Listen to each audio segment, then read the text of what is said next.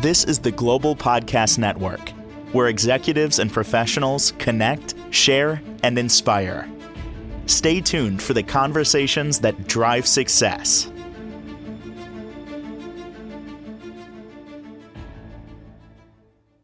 I'm going to say it again. I say it a lot here, but it's so important, it bears repeating. And most likely, he would know better than me, most likely it's something that is holding you back from living a fulfilled life. That is trauma. And when you hear that word right away, you say, I don't know, no trauma in my life. Nothing major happened. Well, Right. Fantastic. But there could be a situation back when you were a child and a little something happened on a playground with a friend or whatever. That could be a trauma that is actually holding you back from things that you're trying to achieve. 100%. We're going to talk about that today. Yeah.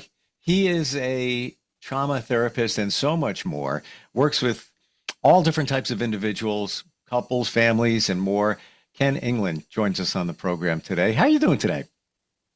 I'm good, Steve. Thank you. Thanks for inviting. Yeah, it's good to have you here. And I'm repeating myself, but it's so important that we could talk about trauma, I think, for hours. It is just Right. the thing it's the subconscious, right? That's what's going on here. Well, it's imprints, just layman terms. I always try to speak in layman's terms and not theoretical jargon too much because I work with people.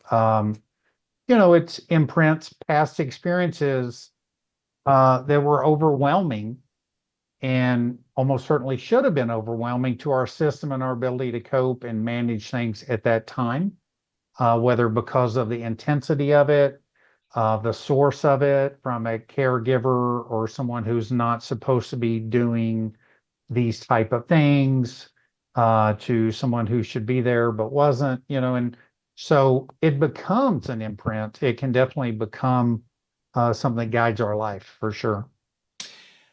Do you find it interesting that you could have two kids, and most of what we're talking about here, most, not all, you could have traumas later in life, but most of it is when you were a kid.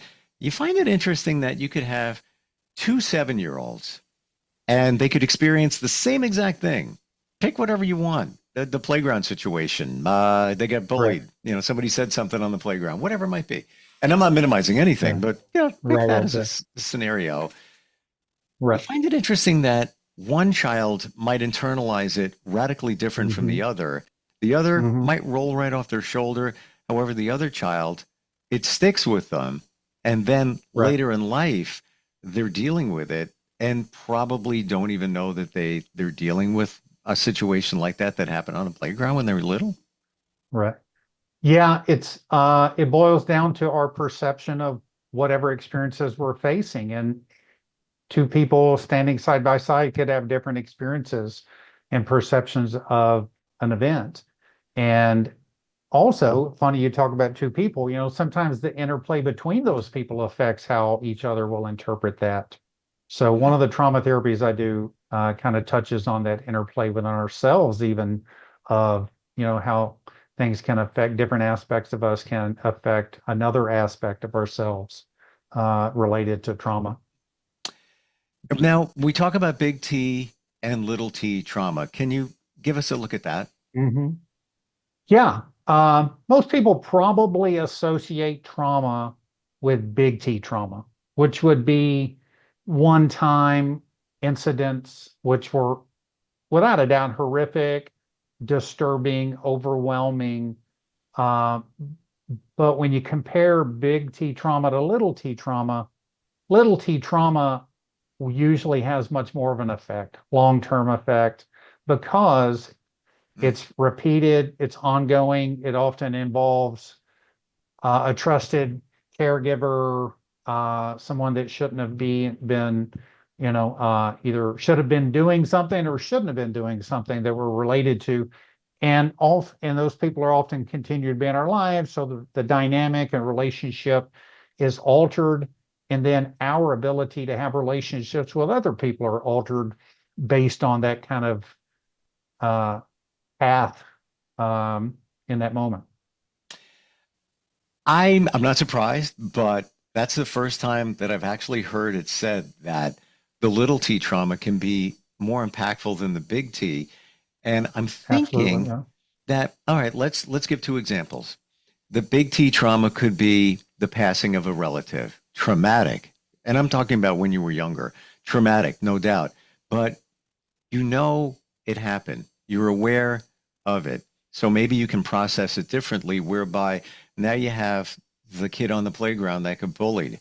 Then you have another situation that presented. Then you have another Yeah. situation similar. Maybe somebody called them a Right. name a year later, whatever it Right. might be.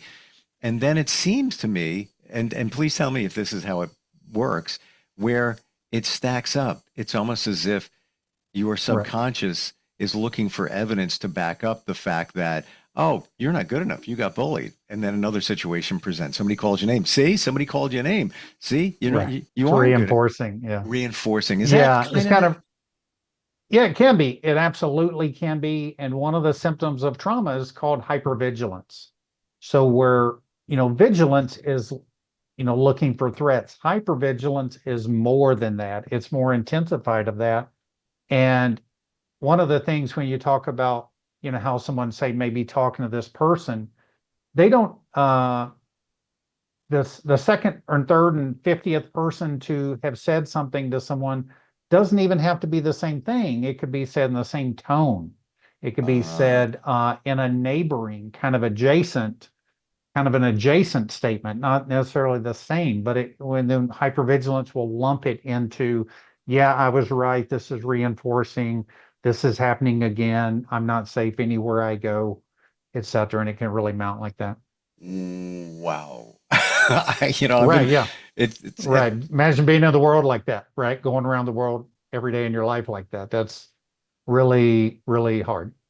it's almost as if using an analogy, if you're fishing, like your subconscious is fishing, for evidence to Hmm. to back up Oh, this yes. false belief. Now it's not Right. fishing with the hypervigilance. It's throwing a net. Give me anything you got that's even close to it, Right. right? Yes. Right. Yeah. Any neighboring issue, will be lumped into that. Yeah, you're right. Like a net. I never realized that that's how it works. Honestly, years in, Yeah. like looking at Oh, this, yeah. wow, it's amazing that we're able to function. When you think about it. It is amazing. Yeah. And sometimes what people will have to do is they will have to have a certain kind of mindset or personality or kind of perspective at work or somewhere else, but in their own personal life is quite different.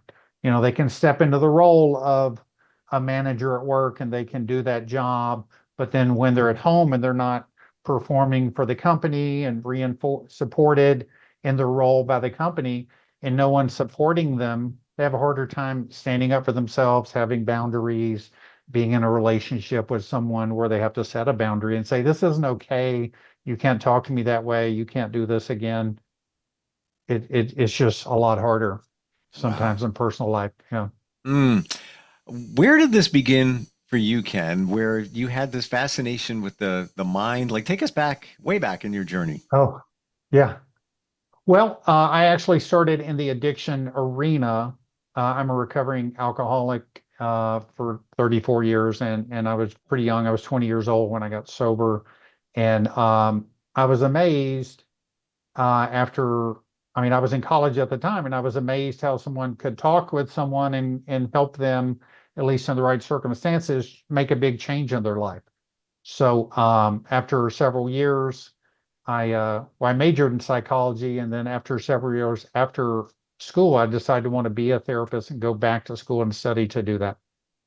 Wow. I love that. The fact that, and Yeah. thank you for your transparency on everything, that Mhm.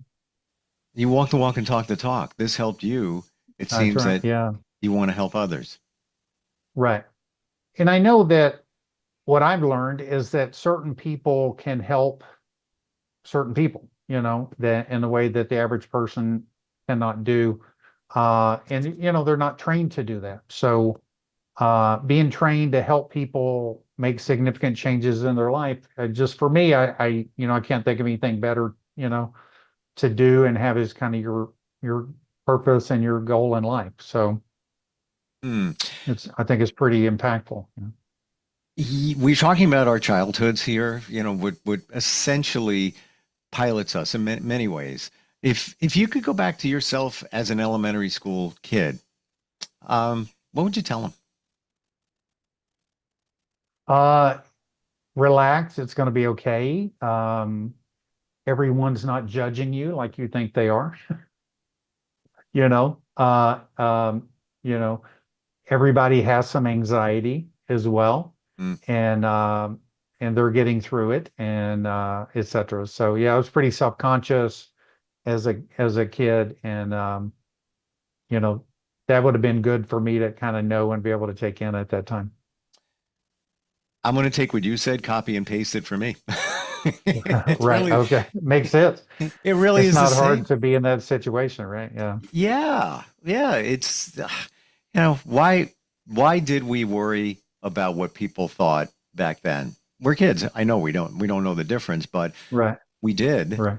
Um, and I just Somehow. find Yeah. the subconscious mind, how it's, why is this all happening? It's there to protect us, right? Right. Yeah. What is anxiety? Anxiety is I'm afraid something's going to happen. So it's a protective mechanism. However, that can pretty easily get out of hand. It can pretty easily go too far, lead to a lot of overthinking. So it's hard to know how much should I worry about something, and Yeah. then leave it up to circumstances or God or the world or whatever that is, right? So I think that a lot of people I work with, and they don't, they're not exactly sure how much worrying is enough, how much concern and consideration is enough, how much action to take and be able to comfortably kind of leave it at a certain point and see what happens. You have an amazing way of looking at things where we don't see it that way. And I've Mm. talked about this a lot, um, studied it, have done hypnotherapy for me to learn a lot about this, about traumas and where it began and all of that. Hmm. Um, Hmm. but just your way of looking at it, kind of fascinating, Oh, very clear, very oh, concise thank of you. what's going on within us. Yeah. Well, I try to come in it again, like I'd said earlier, like as a average everyday person, that's how people think, in my view, and that's being able to make it sound human makes it sound more doable, Yeah. I think. So, Well, even the part where you just mentioned about how much worrying is enough or too much. So right away, mhm. we're identifying that, we all worry, in some shape and Right. form. We You all have need to. anxiety. You You have need to. responsibilities. You have responsibilities, things you have to do. You have bills you have to pay. You have to understand how you're going to, pay the bills this month, not even considering, limited or resources or not. But, if I'm pursuing a goal in life, how am I going to do that? What's the appropriate amount of effort to put into that? We all have things to do, and responsibilities. And responsibility and worry can kind of go hand in hand, I think. So, knowing how much is enough, it could save us a lot of up and down emotional roller coasters. I really want to focus on how much worrying is necessary because And it's real. It's yeah, how yeah. how do you gauge that? Let's say you're having a thought or a Hmm. situation. How do you Right. throttle up or throttle back the amount of worrying? Is there a way to look at Hmm. that, or does it just come from therapy, counseling, and having faith in yourself of knowing how much you're worrying Hmm. about something? Is Right. there a way to really govern how much worrying we do? Yeah.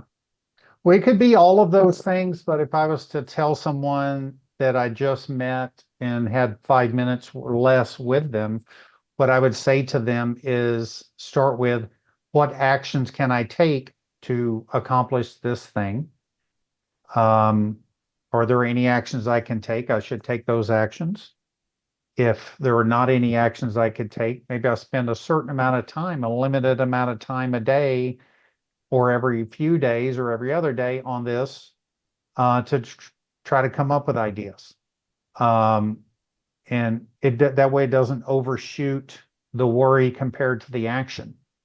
Because I've heard some clients say, I worried so much I forgot what decisions I made and I Mm, forgot what actions to take. And I've done that myself at times. sure. So it's easy to overdo that. So if there's an action I can take about this worry, I should take it. If not, and I haven't come up with ideas, I probably didn't just now start thinking about this. So I've put some thought into it and try to set it aside. And again, every few days, maybe take 10 minutes. It's not going to take more than 10 minutes to think of, what could I actually do? Try not to do anything else during this time and think, how else could I approach this, etc. But when I'm thinking about it all the time, my body is reacting as if these negative potential outcomes are happening right now. Mm, And they're not. They're just in thought. So our body, our mind affects the way we feel, our thoughts affect the way we feel. And so, and I mean, it's easier said than done and very simple to say, Steve, but that would be a way I would approach it. What action can I take? Let me take it. If not, let me go do something else and come back to it in a few days or, you know, do you certainly find, not think about it all night. Ken, do you find that once you work on this and you make some progress through therapy, self-discovery, all of that, Mhm. when those things present themselves, they you're still going to worry about them. It's still going to be there. You might get triggered for a second, but do you find Yeah, that the yeah, amount of yeah. time that you let it marinate is much shorter? Where, well, let's say a situation presents, I Right, can't believe, well, how am I going to deal with that? That could go on right. for hours, days, weeks, whereby, Years, yeah, for years. sure. Yeah, Oh right. yeah. Yeah, Oh yeah. yeah, But right. once you've got a better connection with yourself that it's minimized. Like you could have something present itself. Yeah, you worried about it. You got triggered. Let's go there. And then Hmm. maybe 10 minutes later you look back, or maybe an hour you look back. It's like, oh, it's nothing. Why am I worrying about that? And then you move on. Does Right. you find it works that way? Yeah. Hopefully it does. Hopefully, if people are working on anxiety and anxiety is one of the things that is really hard because of this idea of what if this or what if that.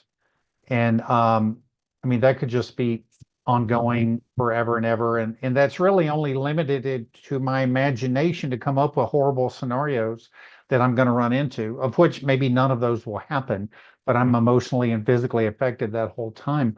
And I developed a phrase with some of my clients that said, let's not deal with what if, but what is happening? What do we know? What is factual right now?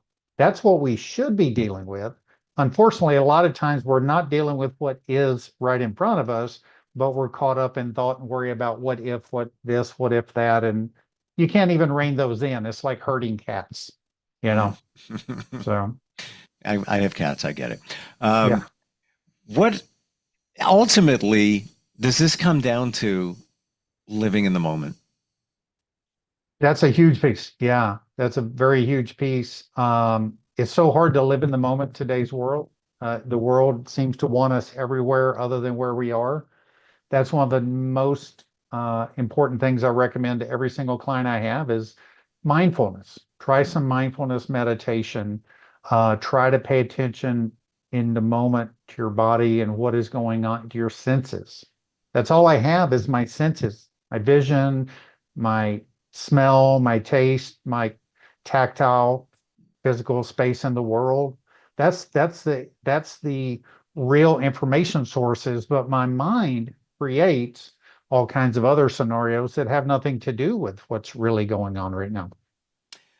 To back that up, I can tell you my journey, and this was going on 5 years ago, where Mm, I met somebody and I believe that they were put where I needed them to be at that moment. And they said to me, "Why don't you ever live in the moment?" And I looked at them, I'm right, like, "I don't know what you're talking about." And they said, "Well, you live in the past, you live in the future, you don't live in the right, moment." Took me months right. to process it. And then the light bulb, Hmm. I'm not even going to say the light bulb bing went off. The light bulb started getting illuminated a little Right. more A and a little bit little more. more. Yeah. Yeah, and I was like, Right. oh, wow. Right. And really, when you think about it, if you slice this second right here, right there, Yeah. everything's perfect. Like we're all good. Slice another one right there. You're living in the Almost moment. certainly. Yeah. What's wrong with it? I got Yeah. nothing. I think it's all great. Right. You know? Right. Right. It's hard to do. And I think that our natural evolutionary brain that is fear-based Yep. says, okay, now's okay. And so I have a new car and it's sensors. They have these beeps and sensors for other things. And what I began to notice was I would be sitting at a red light the same distance from the car in front of me. And after a few minutes, it would ding, ding, ding that the car was there. It's like, we're safe here. Now let's go out and out and out and find the next threat. And Mm. seem to be anyway. And I think that that's what a lot of people do. Everything's fine now. So what else could I worry about? What else could happen in the future? Let me get a jump on that. But am I really getting a jump on it? Is that worry in that way really effective? Is it really, or is it spinning me out and making me anxious and not not able to do the things I could be doing and stay focused to work on my goals? I'm losing sleep and it's so easy to miss the mark there. Mm. Well, ultimately, there's good and bad. And that's why we're still here because we worried about stuff. You know, think about cave people Right. time. Yeah. If they were like, well, I'm Right. living in the moment, then I'm not going to worry about pterodactyl flying Yes. down. There's no pterodactyl. No, Right. there was a reason that we worry Right. about this stuff, but Right. we got to sometimes get a grip on it. But that only Yeah. comes from what you offer, and that self-discovery and being mindful and all of this. And it unfortunately doesn't happen overnight. It takes time. No. Right. Sometimes it's like whack-a-mole, Steve. Like we work on one source of anxiety or Mm, trauma, and then, which is great and that should be applauded. And then it shows up in a different space, which is to be expected. And then it takes us by surprise, and we may not be expecting it there and expecting it to show up that way. So then we have to learn to kind of find and be not be prepared, which would sound like hypervigilance and anxiety, but mm. understand that things will come up. And if we have a valid way of addressing things, and we can do it in multiple situations, almost certainly, and have some trust in ourselves, or maybe go to therapy and get some tools that we need on something to help with whatever the issue is. There's so much out there, so many modalities, and you're at Oh yeah. the helm of all that. How do we connect with you, Ken? If somebody's going through challenges with stress, anxiety, and that's just scraping the Hmm. surface in terms of what you help Right. people with, how do we find you? Well, I have a website, my name, kennethengland.com. And also through there, you can email me or you could email me directly, Ken England, MFT. So I'm a marriage and family therapist in California and Nevada. So Ken England, MFT at gmail.com. My website should connect. There's an envelope at the bottom for emailing there too. So that would be how they should do it. Yeah. Awesome. Thank you so much Yeah. for today. And a lot of Yeah. not My only just pleasure. validation, but realization Right. on some of these things that I never even Yeah. realized is going on. And I kind of study it. I've been looking into Right. it, and Yeah. you presented some things that Oh, weren't even great. on my radar. I Well, truly thank you. appreciate it. Looking forward next time we get Yeah. together. All right. Thanks, Thanks. Steve. We'll be right back. This is the Global Podcast Network, where executives and professionals connect, share, and inspire. Stay tuned for the conversations that drive success.